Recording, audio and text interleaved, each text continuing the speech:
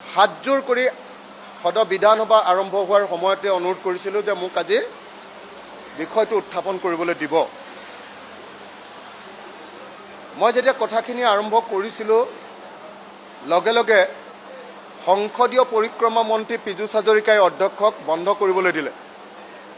মোৰ 1.5 মিনিট 2 মিনিটমান হৈছিলে, মই দেখি আছোঁ পীযুষ হাজৰিকাই বন্ধ কৰিবলৈ দি আছে অধ্যক্ষক। লগে লগে অধ্যক্ষই বন্ধ কৰি দিলে। মই এই কথা ক'বলৈ আহিছিলোঁ বিধানসভালৈ, সকলো সময়তে সমষ্টিত থাকি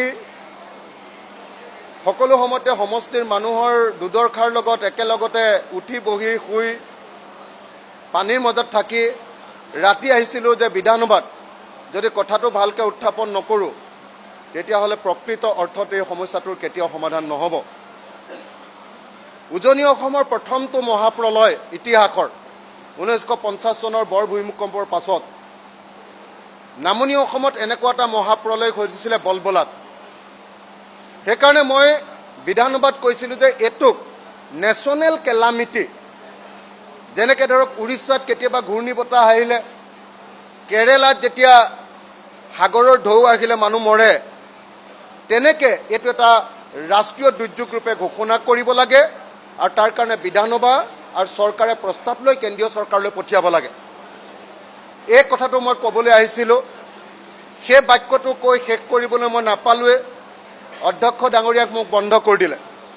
মই অধ্যক্ষ ডাঙৰীয়াক হাতজোৰ কৰি ক'লোঁ যে অধ্যক্ষ ডাঙৰীয়া, জীৱনত মই কাকো হাতজোৰ কৰি পোৱা নাই। আপোনাক প্ৰথমবাৰৰ কাৰণে হাতজোৰ কৰিছোঁ মই উজনি অসমৰ মানুহৰ কাৰণে, শিৱসাগৰ, চৰাইদেউ আৰু যোৰহাটৰ মানুহৰ কাৰণে মই হাতজোৰ কৰিছোঁ। মোক প্লিজ ক'বলৈ দিয়ক।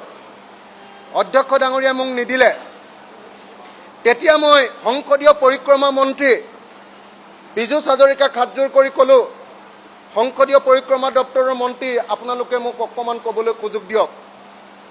মই সকলো মন্ত্ৰী আৰু শাসকীয় বিধায়কসকলক হাতজোৰ কৰি ক'লোঁ যে আপোনালোকে প্লিজ মোক অকণমান ক'বলৈ সুবিধা দিয়ক।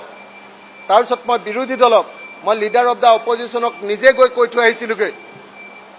তাৰপাছত আমাৰ হেৰিয়াৰ বিধায়কক জাকিৰ হুছেইন চিকদাৰক মই হাতজোৰ কৰি কৈ আহিছিলোঁ। মই চেঙাৰ বিধায়ক আব্দুৰ ৰহিৰ ৰহমানকো কৈ আহিছিলোঁ হাতজোৰ কৰি যে আপোনালোকে মোক এই ক্ষেত্ৰত সহায় কৰিব। কোনেও মোক সহায় নকৰিলে। মোক যেতিয়া ক'বলৈ নিদিলে, মই তেতিয়া মোৰ চকীৰ ওপৰত থিয় হৈ মই ক'লোঁ যে অধ্যক্ষ ডাঙৰীয়া, মোক নহ'লে এক্সপেল কৰি দিয়ক, নহ'লে কিন্তু মোক ৰাইজৰ সমস্যাটো ক'বলৈ দিবই লাগিব। তাৰপাছত তেখেতে মোক এক্সপেল কৰি দিলে, ক'লে যে আপোনাক এক্সপেল কৰি দিয়া কৈছে। তাৰপিছত এক্সপেল যেতিয়া কৰি দিলে, মই একদম টেবুলৰ ওপৰত উঠি ল'লোঁ। আগতে চকীৰ ওপৰত উঠি লৈছিলোঁ, এইবাৰ টেবুলৰ ওপৰত উঠি ল'লোঁ।